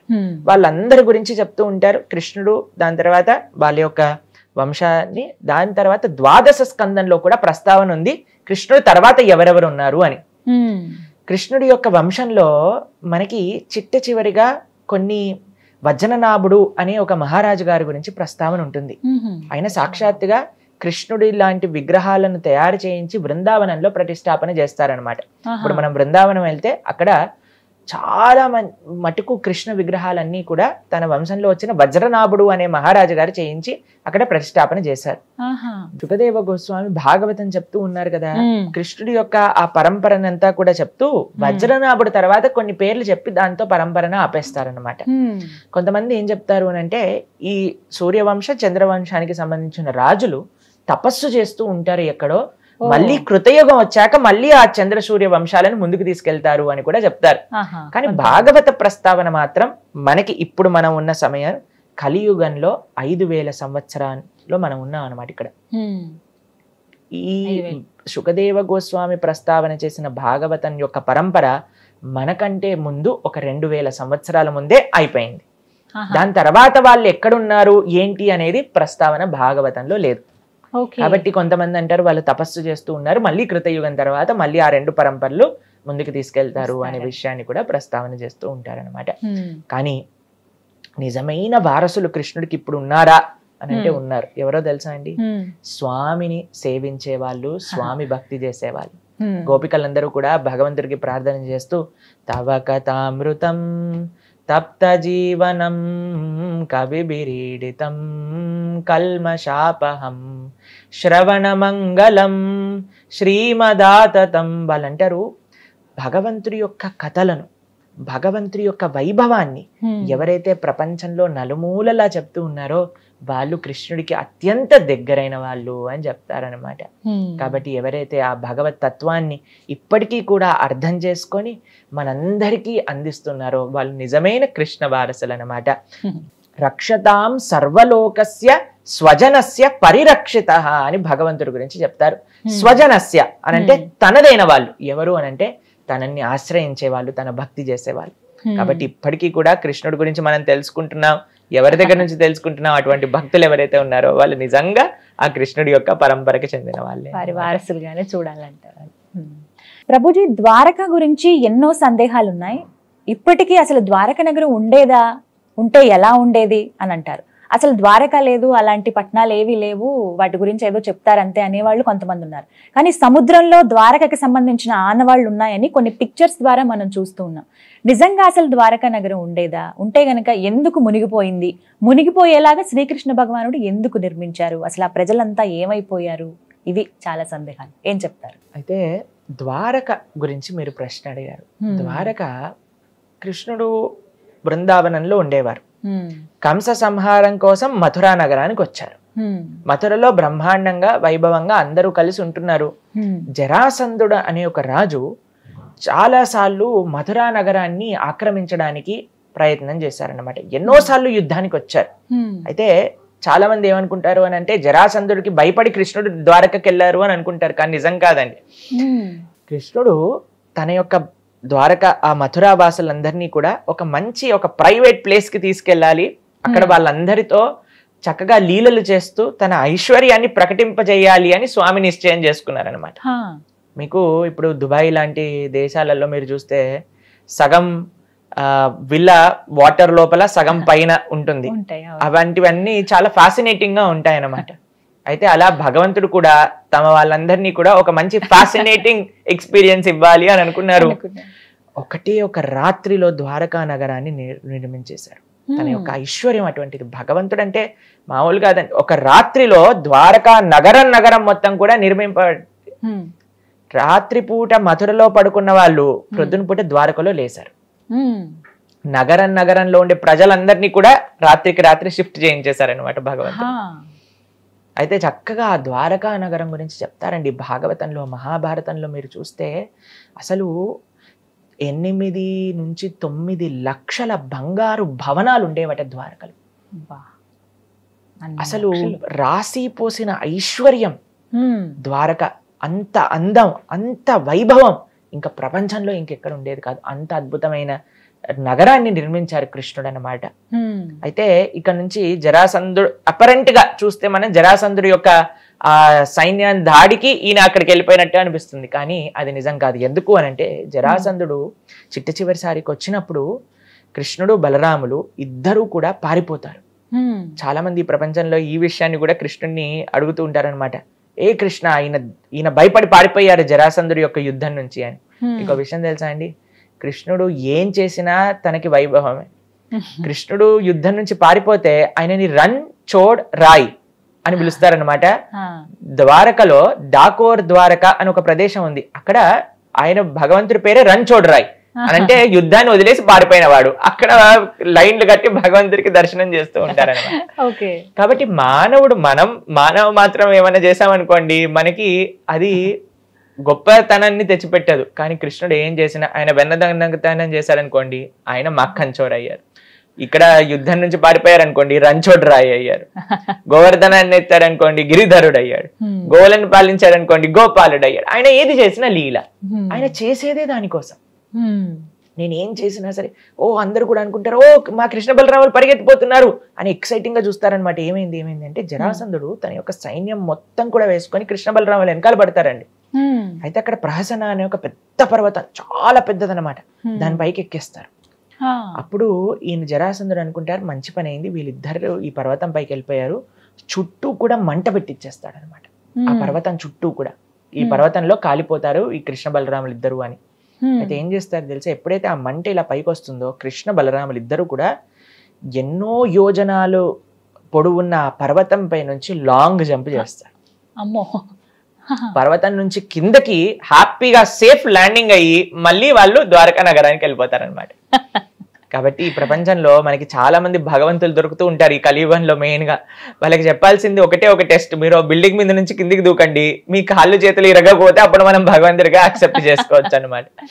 కానీ ఇప్పుడు విచిత్రం ఏంటంటే కలియుగంలో బీపీ షుగర్ ఉన్న భగవంతులు, దగ్గే భగవంతులు, నేను భగవంతుని అంటారనమాట. కానీ కృష్ణ బలరాముల యొక్క లీలల్లో మేము చూస్తాం ఎప్పుడు కూడా యశోదమ్మ ఒక రోజు కృష్ణుడిని హాస్పిటల్ కి తీసుకెళ్ళినట్టుగాను ఏదన్నా మెడిసిన్ వేసినట్టుగాను ఎక్కడా కూడా లేదనమాట. అది భగవంతుడి యొక్క లక్షణం. ఆయన భగవంతుడు, మనందరం జీవులం. అయితే ఎందుకు ఈ విషయాన్ని ప్రస్తావన చేశారంటే కృష్ణుడికి ఏం భయపడాల్సిన అవసరం లేదు. కృష్ణుడు ద్వారకా నగరాన్ని నిర్మించింది కేవలం తన భక్తులకి ఒక ఎక్స్క్లూజివ్ ప్రదేశాన్ని అందించాలి, వాళ్ళతో చక్కగా లీలలు చేయాలి అని ఆ ద్వారకా నగరాన్ని నిర్మించారు. అయితే ద్వారకా నగరంలో ఉండే వాళ్ళు ఎవరు, ఆ యదుకులంలో ఉండే వాళ్ళు ఎవరు అని అంటే సాక్షాత్తుగా నిత్య ద్వారక భగవంతుడి యొక్క లోకం నుంచి అవతరించిన వాళ్ళే అన్నమాట. అందరూ కూడా భగవంతుడి యొక్క అవతార పరిసమాప్తి జరిగిపోతుంది అన్నప్పుడు వాళ్ళు కూడా స్వామి యొక్క లోకానికి వెళ్ళాలి కదా. అందుకోసం స్వామి ఏం చేశారు అని అంటే ఆ ద్వారకా నగరాన్ని మొత్తం కూడా సముద్రంలో తీసుకెళ్లిపోయేటట్టుగా ఒక ఆలోచన చేశారు అని మనం వింటాం. కానీ ఇప్పటికీ కూడా మనం వెళ్తే ద్వారక కనిపిస్తుంది మనకి, సముద్రంలో కూడా ఉంది. మనం చూస్తాం మీరు చెప్పినట్టుగా ఒక ఆర్కియలాజికల్ డిపార్ట్మెంట్ వాళ్ళు ఎక్స్కవేట్ చేశారు అని మనకి నేషనల్ జియోగ్రఫిక్ ఛానల్లో ఆ వీడియోని కూడా ఇప్పటికీ మనం చూస్తాం, చిన్నగన్నప్పటి నుంచి చూస్తాం.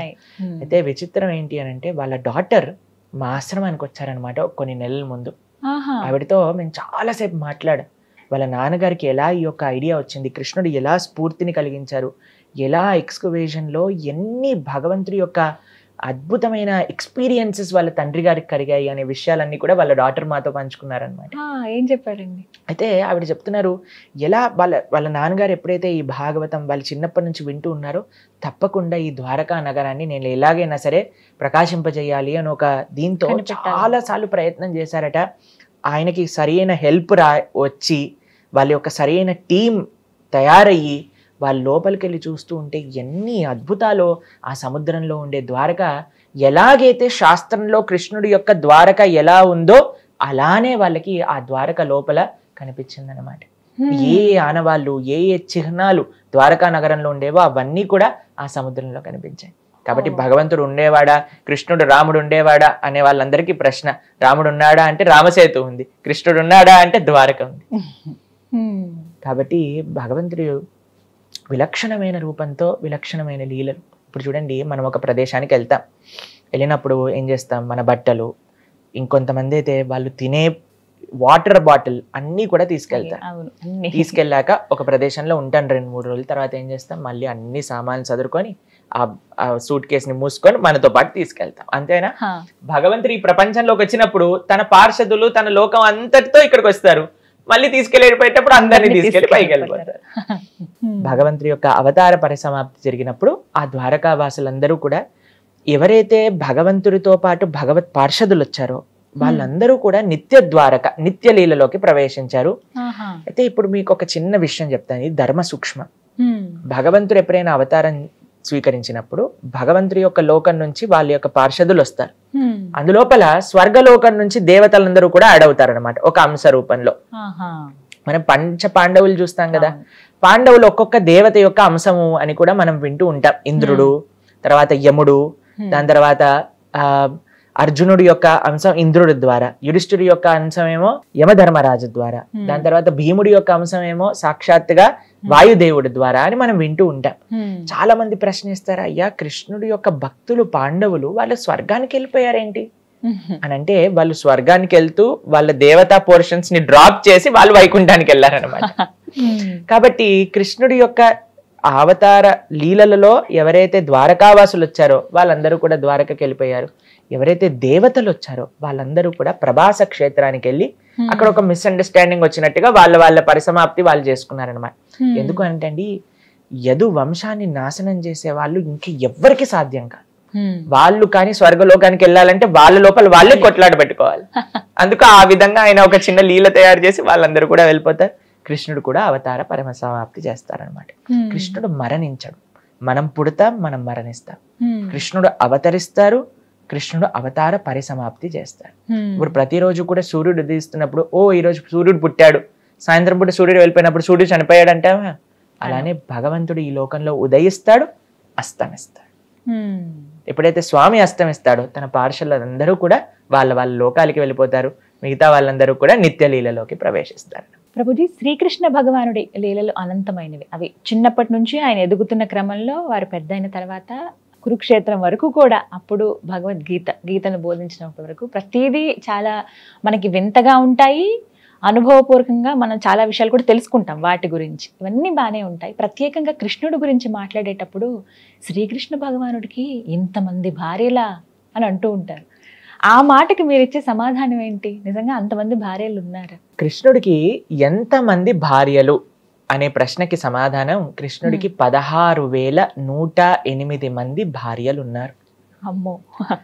భగవంతుడికి ఇన్ని వివాహాలు ఎలా జరిగాయి అనే విషయాన్ని వెనకాల ఒక చిన్న కథ ఉంది, ప్రస్తావన చేస్తాను. నరకాసురుడు గురించి మనం వింటాం కదండి. అయితే నరక చతుర్థి అని దీపావళి ముందు రోజు మనం చేసుకుంటూ ఉంటాం. ఈ నరకాసురుడు ఏం చేశారు అంటే 16,100 మంది రాకుమార్తెలను తన యొక్క చెరసాలలో బంధించి పెడతాడనమాట. అయితే భగవంతుడి యొక్క అవతారం యొక్క ప్రయోజనం ఏంటి? ఎక్కడైతే అధర్మం జరుగుతుందో అక్కడ ఆయన ధర్మాన్ని స్థాపన చేస్తారు, ఆ ధర్మాన్ని తొలగించేసి. అయితే కృష్ణుడికి ఎప్పుడైతే ఇలా ఒక భగవంతుడండి ఎక్కడైనా సరే తను ఎలా రక్షిస్తాడు భక్తులని అనేది ఈ లీలలో కనిపిస్తుంది. తన భక్తులు ఒక స్త్రీ అవమానాన్ని భగవంతుడు ఎప్పుడు కూడా తట్టుకోనండి. ఎప్పుడైతే ఆ హస్తినాపురంలో ద్రౌపదీదేవి యొక్క అవమానం జరుగుతుందో భగవంతుడు అన్లిమిటెడ్ సారీ అందించారనమాట. చీరను అందించేసి ద్రౌపదీదేవిని కాపాడారు. అలా ఇక్కడ వీళ్ళందరినీ కూడా నరకాసురుడు బాధ పెడుతున్నారు అని తెలుసుకొని గరుడ్మంతుడి పైన సత్యభామాదేవిని వేసుకొని అక్కడికి వస్తారనమాట. నరకాసుడిని సంహరించేస్తారు భగవంతుడు. ఎప్పుడైతే తన యొక్క భగవంతుడి లోపల ఇంకొక విశిష్టత తెలుసా అండి? ఎవరినైనా సంహరించారనుకోండి ఒక దుష్టుడితో, ఆయన రాజ్యాన్ని ఆయన తీసుకోరండి, ఆయన ఐశ్వర్యాన్ని ఆయన ముట్టుకోరు. నరకాసుడి యొక్క కుమారుణ్ణి ఆ రాజ్యానికి రాజు చేసేస్తారనమాట. అప్పచెప్పి ఈ యొక్క రాజ్యంలో వెళ్తూ ఉండగా ఈ 16,100 మంది రాకుమార్తెలను చూస్తారనమాట. అయితే అప్పుడు వాళ్ళందరూ ఒకటే ఒక స్వరంతో కృష్ణుడికి ప్రార్థన చేస్తారు. కృష్ణుడిని చూశాక, అయ్యా మేమందరం నిన్ను పెళ్లి చేసుకోవాలనుకుంటున్నాం, మీరు మాకు భర్తగా కావాలి అని ప్రతి ఒక్కరు అనుకున్నారు. దాని తర్వాత వాళ్ళు అన్నారు, అయ్యా ఈ సమాజం మేము బయటికి వెళ్ళిపోయి ఇన్ని రోజులు ఈ నరకాసుడి యొక్క చెరలో ఉన్నాక మమ్మల్ని ఎవరు స్వీకరిస్తారు? ఎవరినైనా భగవంతుడు యాక్సెప్ట్ చేస్తాడండి, ఆయన వదిలిపెట్టరు. ఎవరైనా సరే నేను కృష్ణ నువ్వు నాకు కావాలి అనుకున్న వాళ్ళందరికీ కూడా కృష్ణుడు లభిస్తాడు. ఇది స్వామి ఈ లీల ద్వారా చూపిస్తున్నారు. 16,100 మంది అనుకున్నారు మనసులో, కృష్ణ నువ్వు నాకు భర్తగా కావాలి అని అనుకుంటే స్వామి 16,100 మందితో వివాహం చేసుకున్నారు. కేవలం వివాహం చేసుకోలేదండి, 16,100 మంది భార్యలకి ఒక్కొక్కళ్ళకి బంగారు భవనాలు, కోటలు స్వామి ఒక్కొక్క భార్యకి ఇచ్చారు. దాంతో పాటు స్వామి చేసింది ఏంటో తెలుసా? 16,108 స్వరూపాలతో ఒకటేసారి అందరి భవనాలలో కూడా స్వామి ఉంటూ ఉండేవారు. అంతేకాని ఒకరోజు రుక్మిణితో, ఒకరోజు సత్యభామతో, ఒకరోజు నగ్నజిత్తితో, ఒకరోజు మిత్రవిందతో కాదు, అందరి రాణులతో ఒకటేసారి ఉండాలి. ఇది భగవంతుడు అంటే. నేను ఇప్పుడు ఈ స్టూడియోలో షూటింగ్ చేస్తూ, పైన ఇంకో స్టూడియోలో షూటింగ్ చేస్తూ, పక్కనున్న స్టూడియోలో షూటింగ్ చేస్తూ అలా చేయగలుగుతామా అండి? అలా చేస్తే ఇంకా బ్రహ్మాండం కదండి. నాకు గంట లోపల అన్ని అయిపోతాయి. మీరు అడగాల్సిన ప్రశ్నలన్నీ మీరు 3 స్టూడియోలలో, కెమెరామ్యాన్ అందరూ కూడా అన్ని స్టూడియోలలో ఉండొచ్చు. అది భగవంతుడికి మనకి ఉన్న తేడా అదే. కాబట్టి భగవంతుడి యొక్క తత్వం, భగవంతుడి యొక్క శక్తి, భగవంతుడి యొక్క లీల అటువంటిది. ఒకసారి నారదుడు ద్వారకలో కృష్ణుడు ఏం చేస్తున్నాడు చూడడానికి వచ్చాడనమాట. రుక్మిణీ భవనంలోకి ప్రవేశిస్తారు. ప్రవేశించేసరికి మొత్తం వజ్రాలు, మాణిక్యాలు, వైడూర్యములు, బంగారంతో పొదిగిన భవనం రుక్మిణీదేవిది. అందులోపలికి వెళ్ళేసరికి కృష్ణుడు, రుక్మిణీదేవి మాట్లాడుకుంటూ ఉన్నారనమాట. అక్కడి నుంచి సత్యభామ యొక్క భవనానికి ప్రవేశిస్తారు. వాళ్ళిద్దరూ కూడా చక్కగా చెస్ ఆడుకుంటూ ఉన్నారనమాట, కృష్ణుడు ఇంకా సత్యభామ. దాని తర్వాత ఇంకో భవనంలోకి ప్రవేశిస్తారు. కృష్ణుడు అక్కడ సంధ్యావందనం చేస్తున్నారు. ఇంకో భవనంలోకి ప్రవేశిస్తారు, అక్కడ దానం ఇస్తూ ఉన్నారు. ఇంకో భవనంలోకి ప్రవేశిస్తారు, అక్కడ ఉద్ధవుడితో మాట్లాడుతున్నారు. ఇంకో భవనంలోకి ప్రవేశిస్తారు, అక్కడ మినిస్టర్స్ తో మీటింగ్ చేస్తున్నారు. ఇంకో భవనంలోకి ప్రవేశిస్తారు, అక్కడ పిల్లలతో ఆడుకుంటున్నారు. కాబట్టి కృష్ణుడు ఎందుకు 16,108 వివాహాలు చేసుకున్నారు అని అంటే ఆయనకు అంత శక్తి ఉంది. అన్ని స్వరూపాలలో ఆయన మల్టిప్లై అయ్యి అందరినీ ఒకే విధంగా కటాక్షింపజేశారనమాట. అయితే ప్రతిరోజు ప్రొద్దున ఆయన యొక్క భగవంతుడు కేవలం వివాహాలు చేసుకోలేదండి, అందరితో ఒక ఆదర్శమైన గృహస్థ జీవితాన్ని ఆయన గడిపారు. ఆయన సాధన, ఆరాధన, ధర్మము, దానము అన్నిటిని కూడా ఆయన చేస్తూ సక్రమమైన వైదిక గృహస్థ ఆశ్రమాన్ని ఆయన గడిపారనమాట. అయితే ప్రొద్దున్నే వాళ్ళ ఇంట్లో ఉండేవన్నీ అయిపోయాక 16,108 కృష్ణుడు 16,108 భవనాల్లో నుంచి బయటకు వచ్చి ఒక్క కృష్ణుడిగా మారిపోయి రథం పైన కూర్చొని తన యొక్క వ్యవహారాలకు వెళ్తూ ఉండేవారు అనమాట. కాబట్టి ఎవరైనా ఈ ప్రపంచంలో నాకు కృష్ణుడు ఆదర్శండి, మేము కూడా పెళ్లి చేసుకుంటామంటే ఫస్ట్ మీరు 2 అయ్యి చూపించండి, మాతో పాటు మాట్లాడండి 4-5 స్వరూపాలతో, తర్వాత మీరు ఏం చేసుకున్నా మేము ఒప్పుకుంటాం. కాబట్టి ఇది కృష్ణుడి యొక్క తత్వం, కృష్ణుడికి మాత్రమే సాధ్యం, కృష్ణుడికి మాత్రమే సాధ్యం అది. కాబట్టి చాలా మంది కృష్ణుడు ఎందుకు ఇలా చేశాడు అని అంటే, కృష్ణుడు చేస్తే మేం చేస్తే తప్పేంటి అని అంటే, ఫస్ట్ మీరు చేయాల్సిన పని ఏంటో తెలుసా? గోవర్ధనాన్ని ఎత్తండి. గోవర్ధనం కాదండి, ఇక్కడ చిన్న వాటర్ బాటిల్ని ఒక 7 నిమిషాలు పట్టుకొని చూద్దాం, ఒక కుర్చీని పట్టుకొని చూద్దాం, మనకి ఏం సాధే కాదు. నేను చాలా మందికి చెప్తుంటా, ఫస్ట్ మీరు ఒక్క కుటుంబాన్ని చాలా బ్రహ్మాండంగా చూసుకోండి, అదే చాలా పెద్ద విషయం. ఒక భార్య, ఒక భర్త, పిల్లలు, తల్లిదండ్రులు, అత్తామామలు, వీళ్ళని ఒక్క కుటుంబాన్ని మనం జాగ్రత్తగా చూసుకోగలుగుతున్నామండి. ఈ గొడవ, ఆ గొడవ, ఈ పని, ఈ మిస్అండర్స్టాండింగ్స్ వీటిలలో ఉన్నప్పుడు మనకి భగవంతుడి పైన ఆయన ఇన్ని వివాహాలు చేసుకున్నా సరే ఎక్కడ ఆయనకి ఫ్యామిలీ ప్రాబ్లం వచ్చింది అన్నట్టుగా వినలేదు మనం. ఇదే అడగాలి స్వామి, ఆయనకి ఎక్కడ కూడా గొడవలు పెట్టుకున్నారు, వాళ్ళు వచ్చి వీళ్ళతో వాళ్ళతో పోరైంది అని భాగవతంలో ఎక్కడా వినాం. అందరూ రాణులు కూడా ఎంతో ఆనందంగా ఉన్నారనమాట. అందరూ కురుక్షేత్రానికి ఒకసారి వెళ్తారనమాట, సూర్యగ్రహణం వస్తుంది అప్పుడు అందరు వెళ్ళినప్పుడు ద్రౌపది దేవి అందరు రాణులతో మాట్లాడుతుంది. అసలు వాళ్ళు ఎంత ఆనందపడతారంటే, కృష్ణుడు నిరంతరం కూడా కృష్ణుడి గురించి ఆలోచిస్తూ ఉంటారు, అందరూ హ్యాపీగా చూసుకోగలిగాడు అనమాట కృష్ణుడు. అది కృష్ణ తత్వం. కేవలం 16,108 రాణులు కాదండి, ఎంత మంది స్వామి దగ్గరికి వెళ్ళినా స్వామి కటాక్షించగలరు, స్వామి చూసుకోగలుగుతారు. ఎంతమంది భక్తులు, మిథిలా దేశంలో భగవంతుడికి 2 భక్తులు ఉండేవాళ్ళు అనమాట.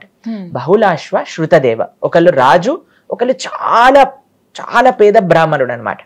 అయితే కృష్ణుడు ఆ మిథిలా దేశానికి వెళ్ళినప్పుడు వెళ్తూనే 2 స్వరూపాలతో మారిపోతారు. ఒక స్వరూపంతో బహుళాశ్వ దగ్గరికి వెళ్తారు, ఇంకో స్వరూపంతో శృతదేవుడి దగ్గరికి వెళ్తారు. ఇద్దరింట్లో ఆతిథ్యం స్వీకరించి మళ్ళీ కలిసిపోతారు అనమాట. కాబట్టి ఇలా చేసే శక్తి ఎవరి దగ్గర ఉంది? ఆ స్వామి దగ్గరే, ఆ స్వామికే సాధ్యం. ఆ స్వామి యొక్క ఐశ్వర్యం అటువంటిది, స్వామి యొక్క గొప్పతనం అటువంటిది. మనందరం ఇంతమంది వెంకటేశ్వర స్వామి దర్శనానికి వెళ్తూ ఉంటాం, స్వామి ఎప్పుడైనా అలసిపోయినట్టు ఇలా ఉండటం కానీ, నాకు కొద్దిగా చాలా అయిపోయిందండి, వీళ్ళందరితో మాట్లాడి మాకు దర్శనం మూసేయండి ఇలా అంటారండి. స్వామి అదే నవ్వుతో, అదే అభయహస్తంతో అందరినీ కటాక్షిస్తూ ఉంటారన్నమాట. అది కేవలం కృష్ణుడికే సాధ్యం.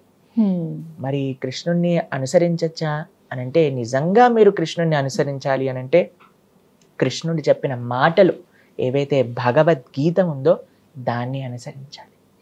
భగవంతుడి యొక్క తత్వాన్ని తెలుసుకోవాలి, భగవంతుడి యొక్క ఐశ్వర్యాన్ని తెలుసుకోవాలి అని అంటే భగవంతుడు చెప్పింది భగవద్గీత, దాన్ని మనం ఆచరించాలి. లేదండి నేను భగవంతుడిని ఆచరించాలనుకుంటున్నా, మీకు ఒక రైట్ ఎగ్జాంపుల్ ఉన్నాడు, మా రామచంద్రుడు. మనందరి రాముణ్ణి మనం ఆశ్రయించాలన్నమాట. కాబట్టి ఎవరినైనా ఐడియల్ ఎగ్జాంపుల్ మనకు కావాలి అని అంటే అది రామచంద్రుడి రూపంలో. అలానే ఎవరైనా చెప్పింది మనకు కావాలి అంటే అది కృష్ణుడు చెప్పిన భగవద్గీత. వీటిని మన జీవితంలో నిత్య ఆచరణ యోగ్యం. ప్రభుజీ, కొన్ని చిత్రాల్లో చూస్తూ ఉంటాం కదా కృష్ణుడికి సంబంధించి, అంటే ఇప్పటి జనరేషన్ కృష్ణుడు అలా మిక్స్ చేసి కొన్ని సినిమాలు తీస్తూ ఉన్నారు. అందులో కార్తికేయ 2 అనేటువంటి చిత్రం వచ్చింది. కార్తికేయ మొదటి సినిమా బాగా సక్సెస్ అయింది, ఆ తర్వాత కార్తికేయ 2 తీసుకున్నారు. ఫస్ట్ స్టోరీలో ఎక్కువగా కుమారస్వామి గురించి ఉంటుంది కార్తికేయుడు. ఆ తర్వాత కార్తికేయ 2లో కృష్ణ భగవానుల గురించి ప్రత్యేకంగా ఒక కడియం గురించి ఉంటుంది ఆ స్టోరీ. కడియంని ఉద్ధవుడికి ఆయన బహుకరించారని చెప్పి, నిజంగానే కడియం ఉద్ధవుడికి ఇచ్చారా శ్రీకృష్ణ భగవానుల వారు? అసలు ఆ కడియంలో ఏముంది, ఇది తెలుసుకోవాలనుకుంటున్నాం. మీకు నిజంగా చెప్పాలి అని అంటే, మేము సినిమా చూసి ఒక 15 సంవత్సరాలు పైగా అయిపోయింది. కాబట్టి మీరు ఏం మాట్లాడుతున్నారో అనే విషయాన్ని మీ దగ్గర నుంచి విని నేను అర్థం చేసుకుంటున్నా.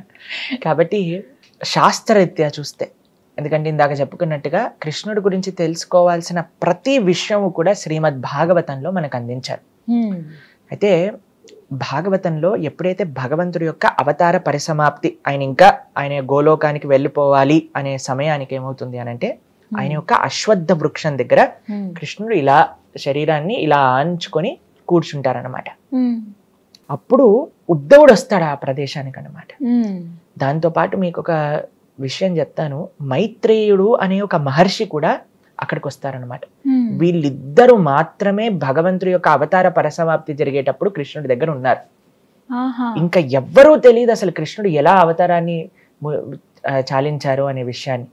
అయితే వీళ్ళిద్దరు వస్తున్నప్పుడు కృష్ణుడు వాళ్ళిద్దరితో మాట్లాడుతూ, ముఖ్యంగా ఉద్ధవుడితో మాట్లాడుతూ, భగవంతుడు ఇచ్చినది అన్నిటికంటే గొప్ప ఒక ఐశ్వర్యాన్ని ఉద్ధవుడికి ఇస్తాడు. ఏంటో తెలుసా అండి ఆ ఐశ్వర్యం? శ్రీమద్ భాగవతాన్ని కృష్ణుడు తన సొంత నోటి ద్వారా ఉద్ధవుడికి ఉపదేశం చేస్తారనమాట. ఉద్ధవ గీత అని అంటారు భాగవతంలో. ఎంతో అద్భుతమైన విషయాలు కృష్ణుడు ఉద్ధవుడికి చెప్తారు. మైత్రేయుడు కూడా ఆ సమయానికి అక్కడ ఉన్నాడు కాబట్టి మైత్రేయుడు కూడా ఈ విషయాన్ని వింటారనమాట. అయితే ఆ యొక్క కృష్ణుడి గురించి చెప్తూ భాగవతంలో చెప్తారండి, కృష్ణో స్వదాగోపకతే ధర్మ జ్ఞానాభి సహ కలో ద్రష్ట దృశామేతాం పునానార్కో ఉదోదిత.